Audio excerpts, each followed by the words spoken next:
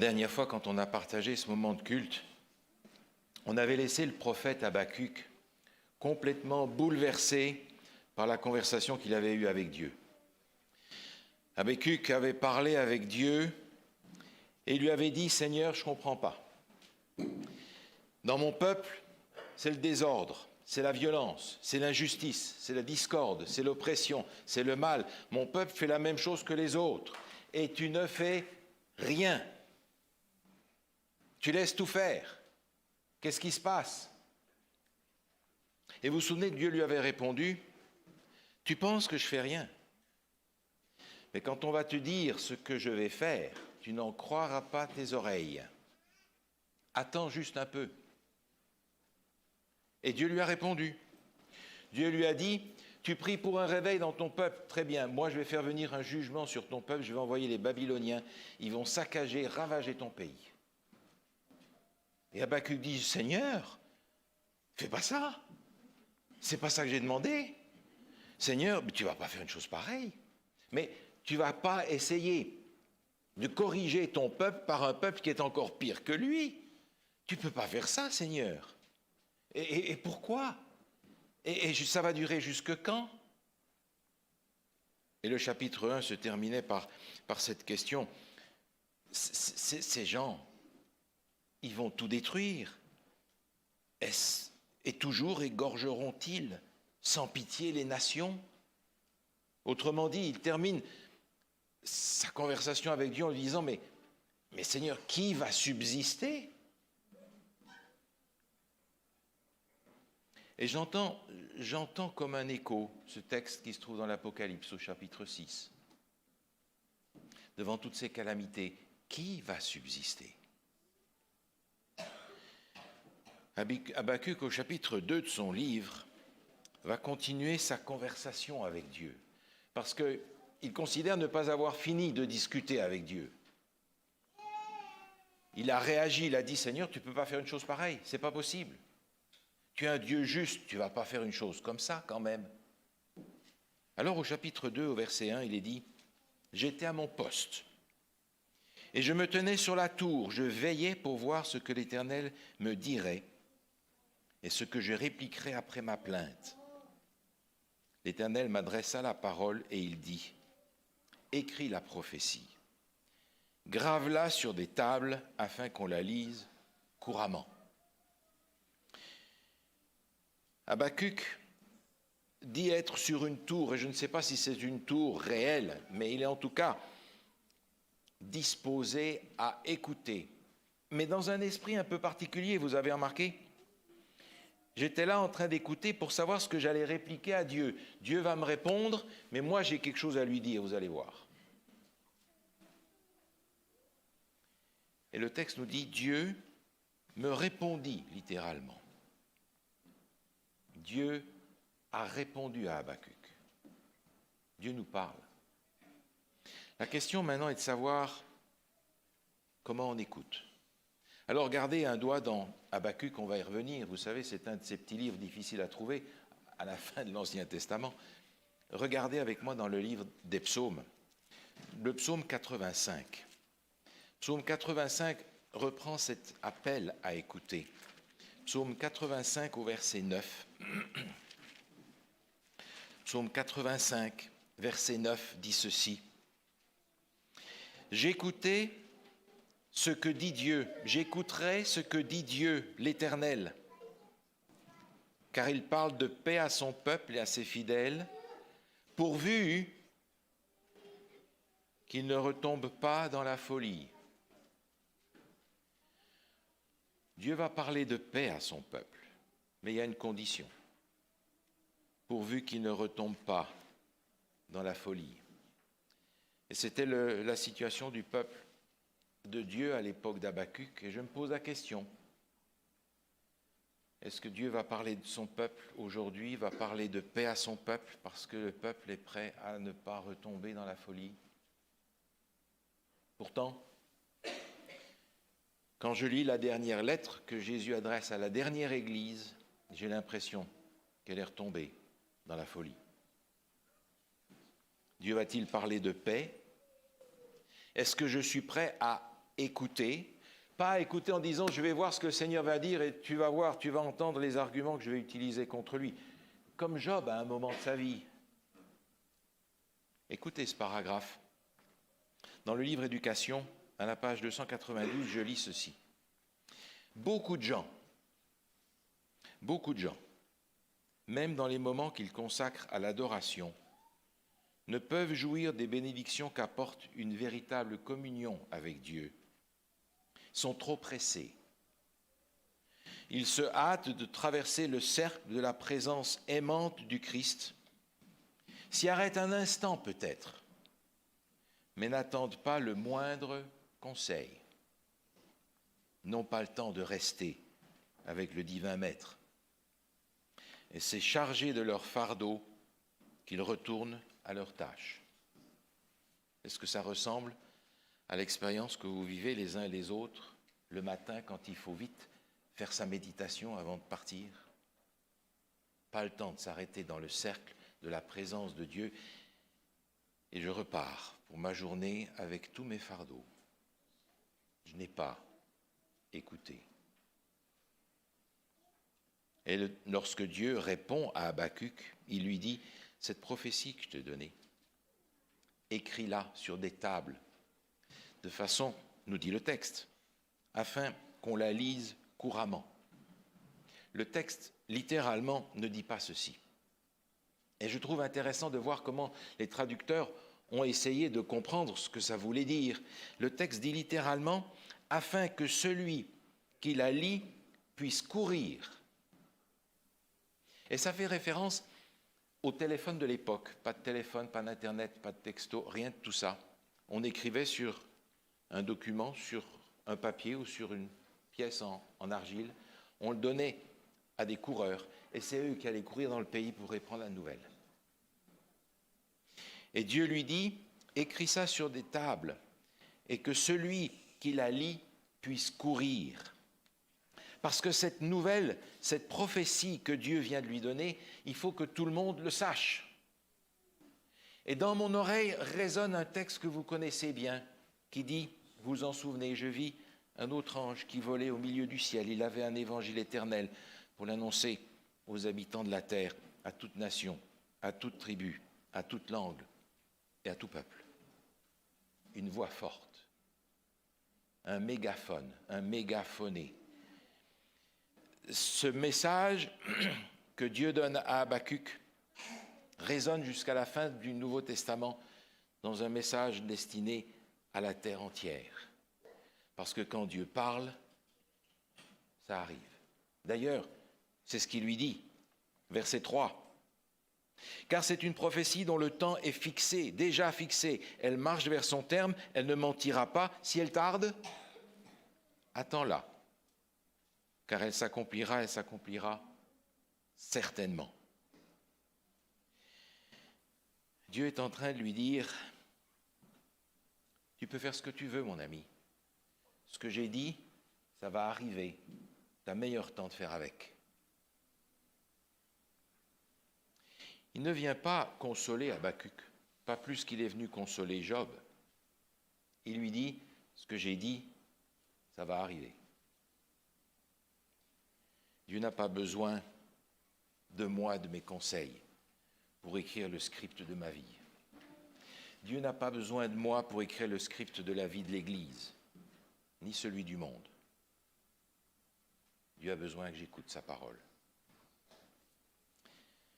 Il a besoin que je l'entende et je me pose la question, est-ce que je suis prêt à accepter ce script que Dieu écrit pour ma vie, même s'il ne fait pas mon affaire ? Parce que moi, j'ai d'autres plans, vous comprenez ? Est-ce que je suis prêt à attendre ? Comme il le dit à Habacuc, si elle tarde, c'est pas qu'elle tarde, c'est que tu deviens impatient. Attends-la. Elle se réalisera certainement. Dans l'épître de Jacques, au chapitre 1er, se trouve un texte que nous lisons avec émotion. Jacques, chapitre 1, épître de Jacques, chapitre 1, au verset 2, il est dit « Mes frères et sœurs, regardez comme un sujet de joie complète les diverses épreuves auxquelles vous pouvez être exposés. De joie complète, sachant que l'épreuve de votre foi produit la patience. Mais il faut que la patience accomplisse parfaitement son œuvre, afin que vous soyez parfaits, accomplis, sans faillir en rien. C'est pas pour rien que le Seigneur dit à Habacuc, je vais envoyer un jugement maintenant, parce que ces gens, toi y compris, vous avez besoin d'apprendre une chose, d'apprendre la patience, parce que la patience va vous amener à mûrir dans votre vie personnelle et religieuse. Mais cette prophétie est intéressante parce que, revenant à Habacuc chapitre 2, il dit c'est une prophétie dont le temps est déjà fixé. Il est question là d'une prophétie. Mais ce texte est cité dans le Nouveau Testament, dans l'Épître aux Hébreux. Regardez ce texte avec moi dans l'Épître aux Hébreux, au chapitre 10. Hébreux, chapitre 10. Ce texte est cité au verset 37. Hébreux 10, 37 nous dit « Encore un peu de temps, celui qui doit venir viendra et il ne tardera pas, et mon juste vivra par la foi. » Une citation du texte d'Habacuc, mais vous remarquez la différence ? Dans Habacuc, il est question d'une prophétie qui va se réaliser immanquablement. Dans le texte d'Hébreux, l'apôtre Paul dit « remplace la prophétie par celui qui », par Jésus. Il va prendre cette prophétie qui va se réaliser immanquablement pour en faire la prophétie de la venue de Jésus. Jésus va venir. Et on sent dans cette perspective d'Habacuc une avancée vers la fin des temps et vers la promesse de la venue du retour de Jésus. On a déjà eu, dans les versets précédents, des échos de l'Apocalypse. Et ce n'est pas fini. Le verset 4 nous dit « Voici, son âme s'est enflée et n'est pas droite devant lui, mais le juste vivra par la foi. » Dieu dit ici à Habacuc, il y a deux sortes de gens dans l'affaire qui est en train de se développer. Il y a les Babyloniens, et il dit ces gens-là sont enflés, ne sont pas droits. Et puis il y a les autres, les justes, qui vivent par la foi. Deux catégories de gens.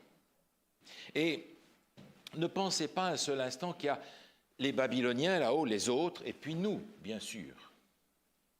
Parce qu'il y a des Babyloniens ici, et il y a des justes là-bas. Ce n'est pas que les deux catégories sont déjà regroupées, non, non. Il y a des Babyloniens ici, et il y a des justes là-bas. Les orgueilleux qui se sont enflés, ce sont ceux qui ont cet esprit de Babylone. Moi, je m'en sors tout seul. Moi, je suis assez grand pour savoir. Moi, je sais et je n'ai besoin de personne. Et si Dieu ne m'aide pas, je vais me débrouiller tout seul. Et puis, je suis assez grand pour faire. Je sais. Je vais m'en sortir. Babylone, c'est ça. Babylone, c'est celui qui dit « Je n'ai pas besoin de Dieu, je suis assez grand pour réaliser tout ce que je veux faire, moi. » Et puis, l'autre, le juste qui vit par la foi, c'est celui qui dit « Moi, je ne suis pas capable. J'ai besoin que Dieu me dirige et me conduise. » C'est l'humble qui dit « Si Dieu ne fait pas en moi, je n'ai pas la force de faire. » C'est celui qui prend la grâce par la foi et qui se l'attribue parce qu'il sait qu'il n'a pas d'autre moyen d'être juste. Le seul moyen d'être juste, c'est de saisir la justice qu'on lui offre. Il n'en a pas de lui-même. Ça vient tout simplement de ce texte que nous connaissons dans l'Ancien Testament, dans Ésaïe, qui nous rappelle que notre justice n'a en réalité que des vêtements souillés. Vous vous souvenez de ce texte d'Ésaïe 64. Maintenant, cette phrase dans Habacuc chapitre 2, « Le juste vivra par la foi », se trouve citée dans le Nouveau Testament à 3 reprises. Il se trouve cité dans l'Épître aux Romains, dans l'Épître aux Galates et dans l'Épître aux Hébreux. Et nous rappelle que si nous voulons être justes, il n'y a pas plusieurs solutions, il n'y en a qu'une seule. c'est de saisir par la foi ce qui nous est donné. Il n'y en a pas d'autre. Autrement dit, je n'ai pas dans ma vie chrétienne une panoplie de solutions au choix. J'ai la solution qui est la mienne et j'ai la solution de Dieu. C'est l'un ou l'autre. Il n'y a pas d'option similaire, à peu près, ou intermédiaire, ou négociable. Il n'y a qu'une solution, parce que notre justice sont des vêtements souillés, et le seul qui est juste, c'est Dieu. Alors, si le juste vit par la foi, il va falloir qu'on lise ce texte qui nous parle de la foi dans le Nouveau Testament, dans l'Épître aux Éphésiens. Vous comprenez bien, on ne peut pas passer à côté de la lecture d'Éphésiens chapitre 2 à partir du verset 8. Regardez ce texte avec moi, Éphésiens chapitre 2, verset 8. Il est écrit ceci. « Car c'est par la grâce que vous êtes sauvés, par le moyen de la foi. Et cela ne vient pas de vous, c'est le don de Dieu.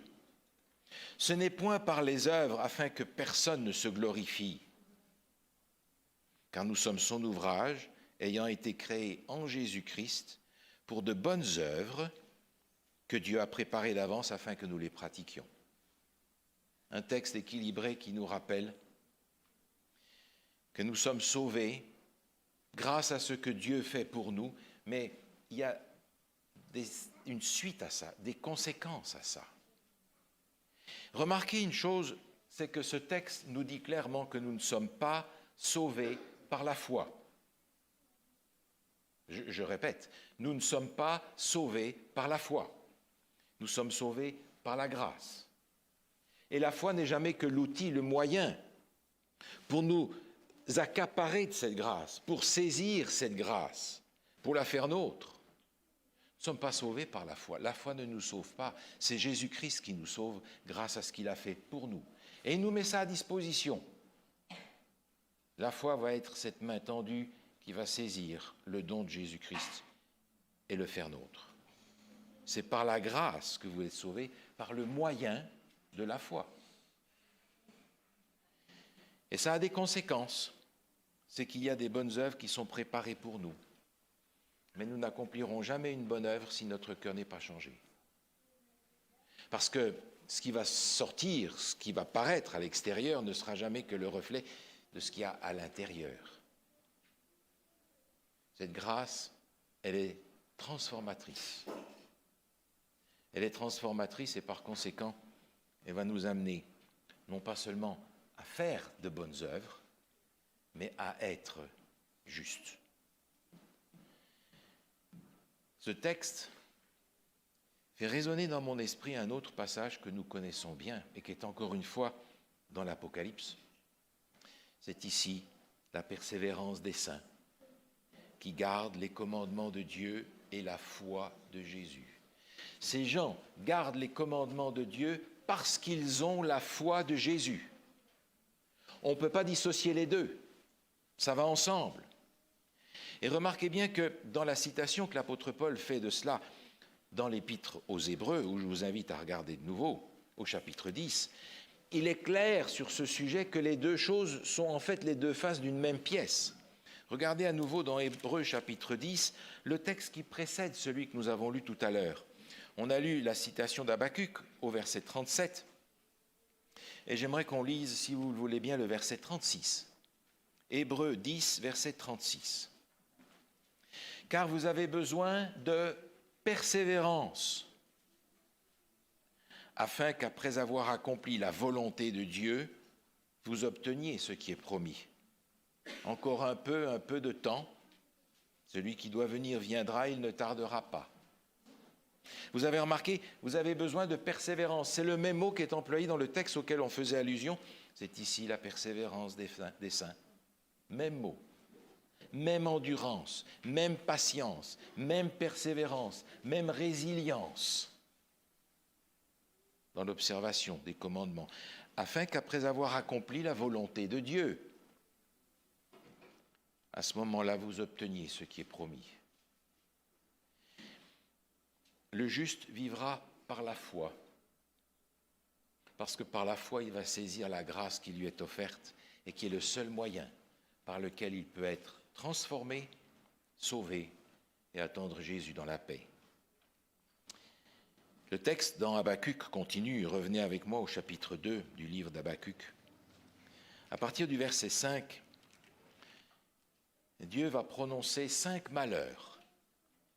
Malheur au verset 6, malheur au verset 9, malheur au verset 12, malheur au verset 15, malheur au verset 19.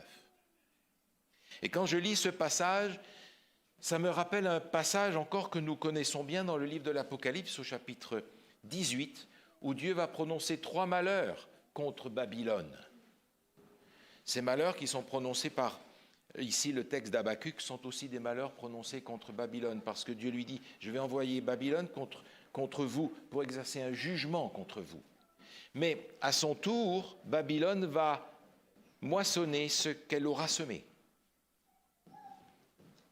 Ce que tu vas faire te sera fait aussi. Et je vous propose de regarder rapidement ces 5 malheurs. Le premier est au verset 6, il est dit « Malheur à celui qui augmente le fardeau de ses dettes, malheur à celui qui accumule ce qui n'est pas à lui. » Et le texte continue, « Tes créanciers ne se lèveront-ils pas contre toi ?» Ah, mais nous, on ne garde pas ce qui n'est pas à nous. On ne fraude pas, nous. Mais est-ce qu'on n'est pas tenté de s'attribuer une gloire qui ne nous appartient pas? Un honneur qui n'est pas pour nous non plus? Est-ce qu'on n'est pas tenté de s'attribuer une autorité que nous n'avons pas? Une renommée que nous n'avons pas? Alors vous allez me dire, mais en tout cas, on ne garde pas l'argent qui n'est pas à nous. Et la dîme, elle appartient à qui? Les offrandes. En tout cas, en affaires, est-ce qu'on garde ce qui est à nous? Des affaires sans facture, des choses comme ça? On fait toujours nos arrangements, n'est-ce pas? Est-ce qu'on est aussi droit en affaires? Malheur à celui qui accumule ce qui n'est pas à lui. Le malheur suivant arrive au verset 9, où il est dit « Malheur à celui qui amasse pour sa maison des gains iniques afin de placer son nid dans un lieu élevé. » Et le texte continue en lui disant « La pierre et le bois de ta maison vont crier contre toi, un peu comme le sang d'Abel crie jusqu'à moi. » Oh, nous, on ne fait pas des choses comme ça. Mais on a quand même toujours envie d'être au-dessus des autres.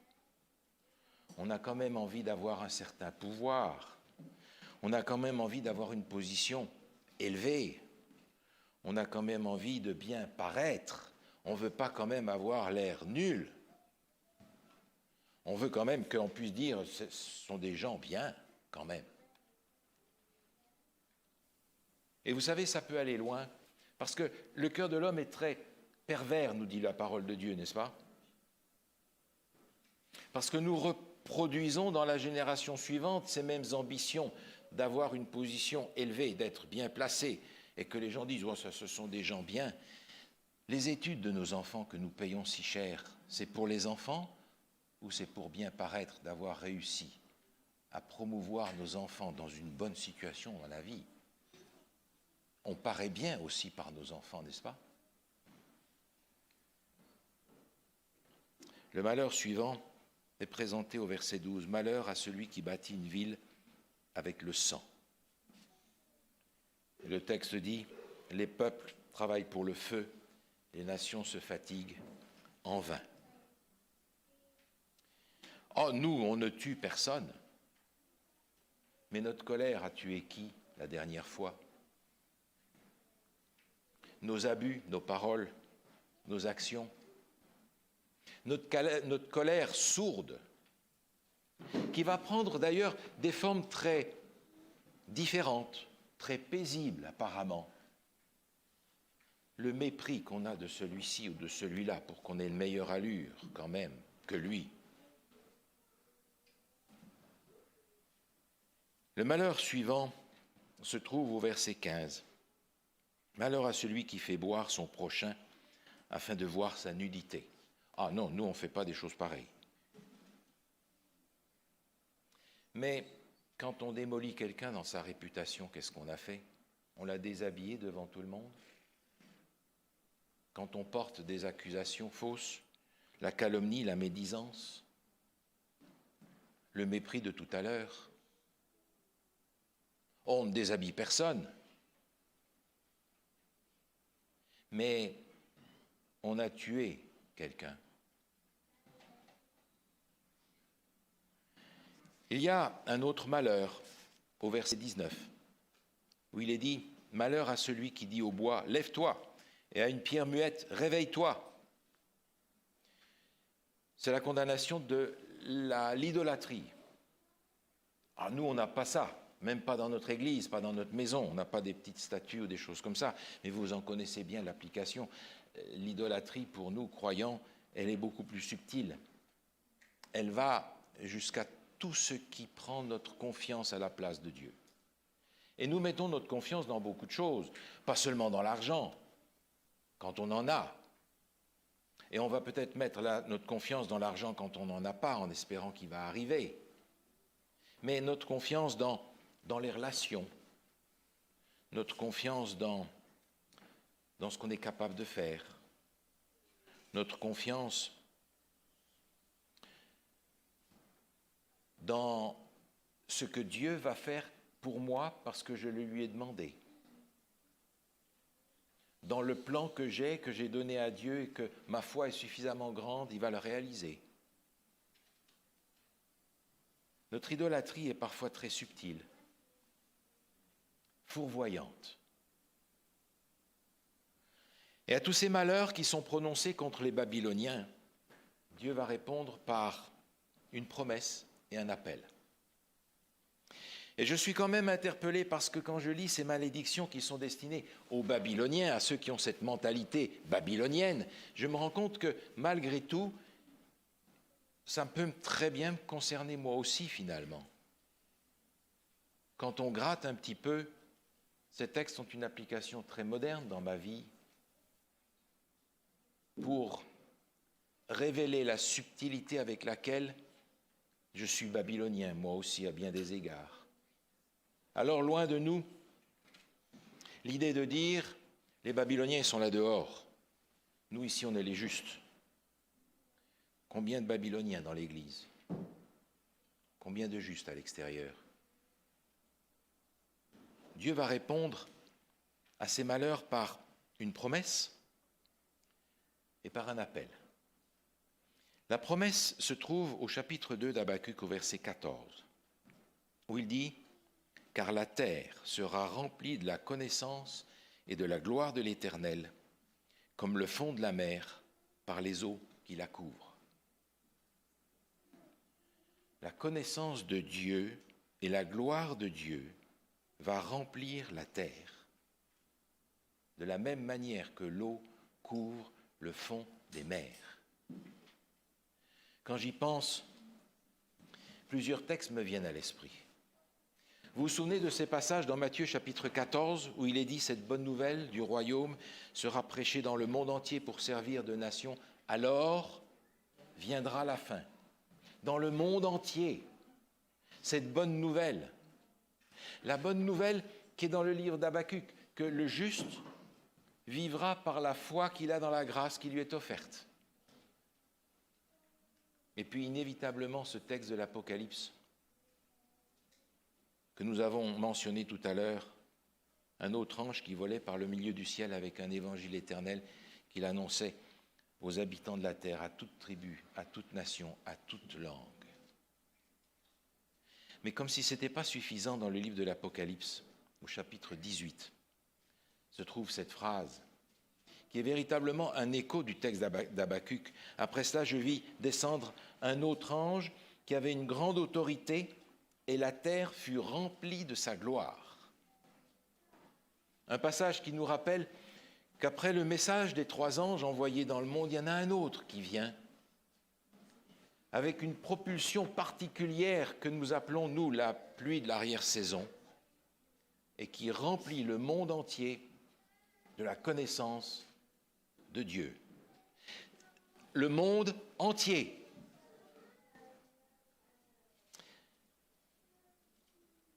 Alors je me demande, mais enfin, comment se fait-il que depuis 2000 ans, ce travail n'a pas encore été fait?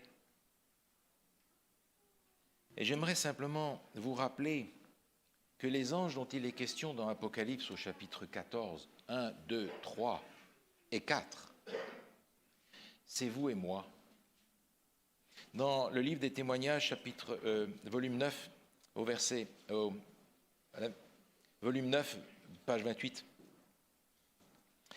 si notre peuple agissait selon la lumière qu'il a reçue, nous verrions sûrement le salut de Dieu. De merveilleux réveils s'ensuivraient. Des pécheurs se convertiraient et un grand nombre de personnes seraient ajoutées à l'Église.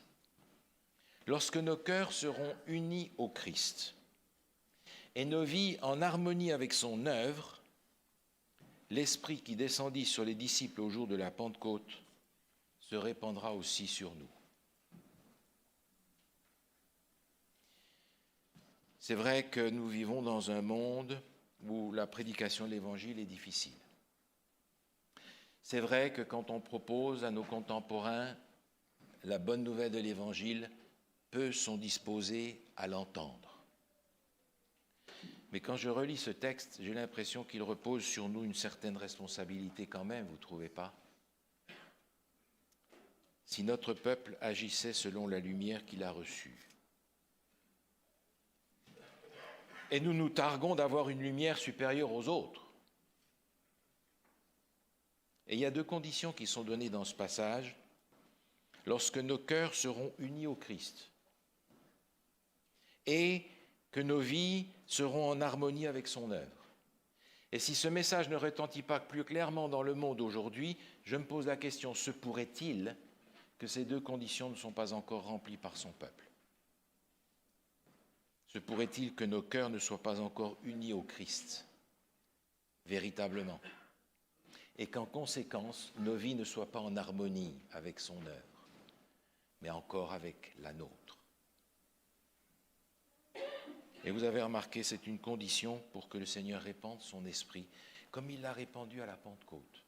C'est-à-dire, pour reprendre le texte auquel on faisait allusion tout à l'heure, ce sont les conditions pour que Dieu accomplisse cette promesse de répandre la pluie de l'arrière-saison sur son peuple. Ce sera la condition. Cette œuvre se fera avec nous ou sans nous. Et Dieu pourrait nous dire aujourd'hui, cette prophétie, elle va s'accomplir.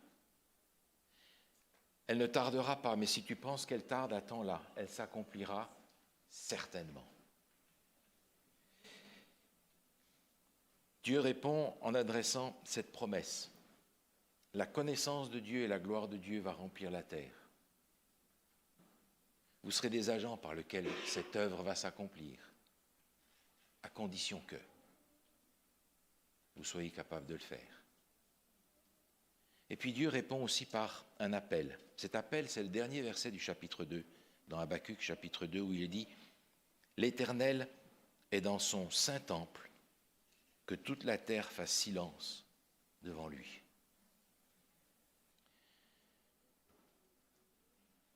Campbell Morgan, qui est un prédicateur du 19e et du 20e siècle, début du 20e siècle, qui avait travaillé avec Moody, écrit ceci.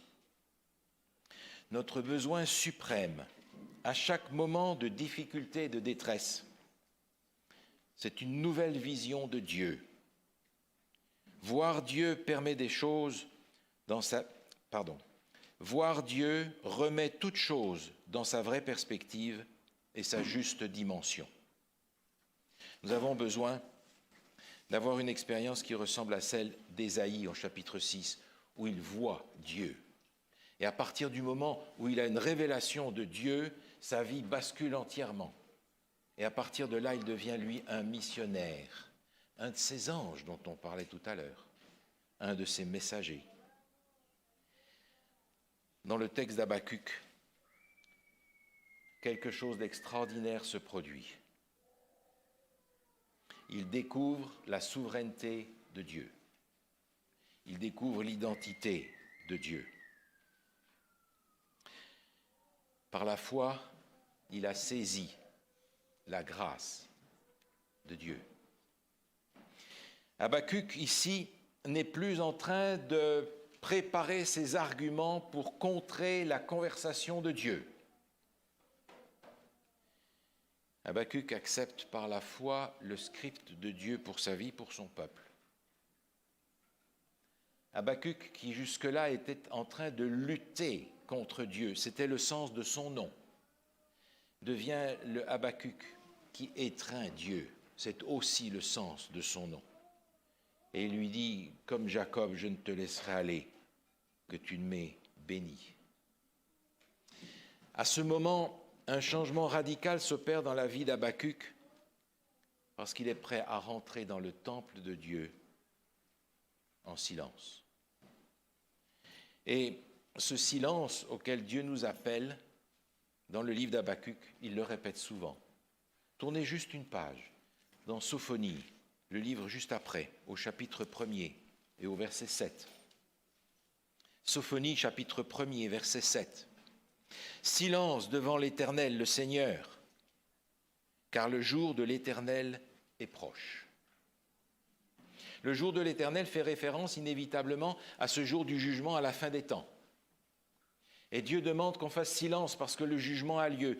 Mais vous entendez ce texte d'Apocalypse 14, « Craignez Dieu, donnez-lui gloire, car l'heure de son jugement est venue, et adorez celui qui a fait le ciel, la terre, la mer et les sources d'eau. Tais-toi et adore. » Parce que le jugement de Dieu est en cours maintenant dans le ciel, nous le savons. Alors qu'est-ce qu'on attend pour adorer Dieu au lieu de s'adorer soi? Et lorsque Dieu nous dit « tais-toi », ce n'est pas que Dieu refuse la communication.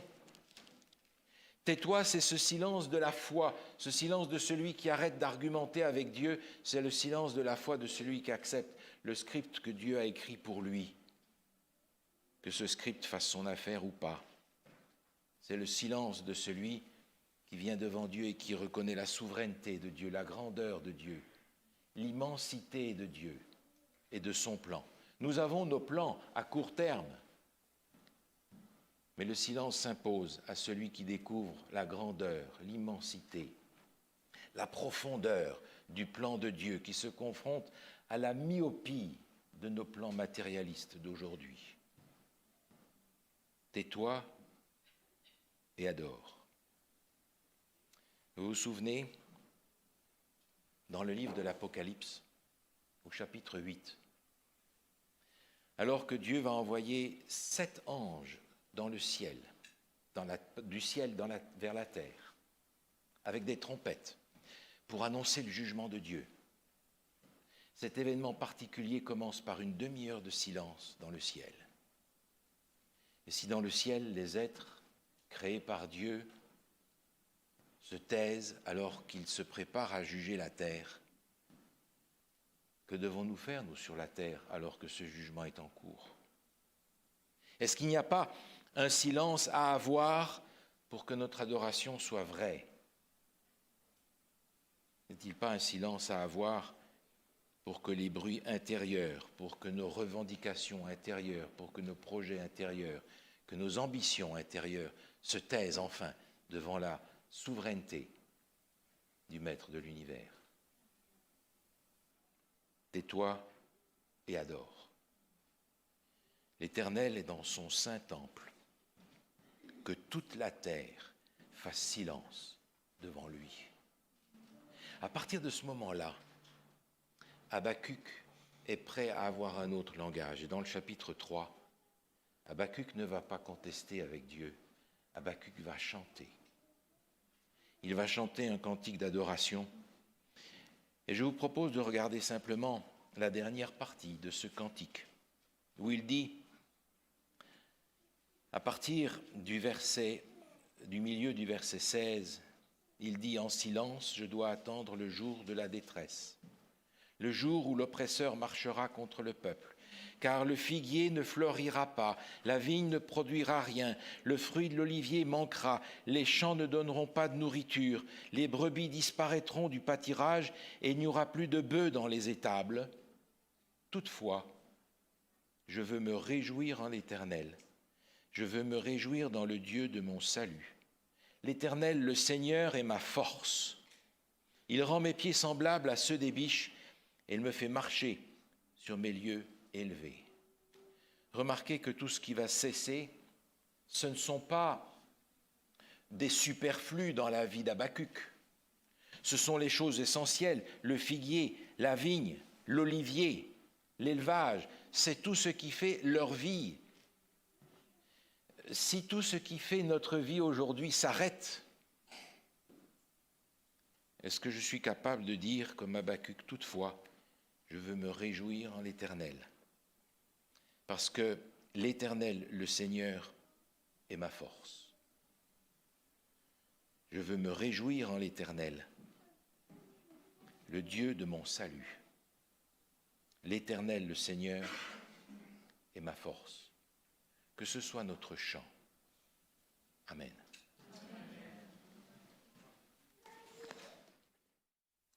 Notre Dieu, notre Père, nous voulons te remercier encore une fois pour ces paroles qui touchent notre cœur quand tu nous rappelles que les prophéties vont s'accomplir. Le ciel et la terre passeront, mais tes paroles ne passeront jamais. Car c'est toi, Seigneur, qui auras le dernier mot sur cette terre. C'est toi qui se lèvera pour mettre un terme à la souffrance et au péché.